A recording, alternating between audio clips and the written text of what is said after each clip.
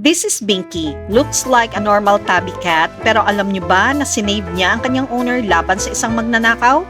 It happened noong 2017.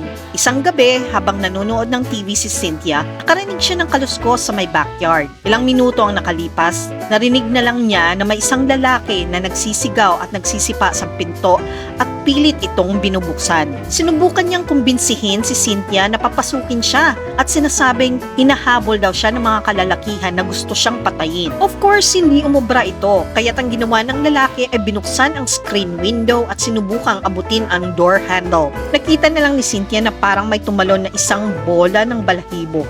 Yun pala ay si Binky. Sumugod ito sa lalaki at inatake ito. Dahil walang kuko si Binky, kaya ang ginawa nito ay pinagkakagat ang lalaki gamit ang matulis nitong pangil. Nakatawag si Cynthia ng mga pulis na agad naman nakarating at nahuli ang lalaki na ang pangalan ay si Earl Scruggs. Tugoan si Earl na nahuli ng mga pulis at tumawag pa sila ng paramedics upang magamot siya. As advice to cat owners, sinabi ni Cynthia na huwag saktan ang mga alagang pusa and treat them well and cats will be loyal to you. Guys, I hope nagustuhan nyo ang kwento natin ngayon.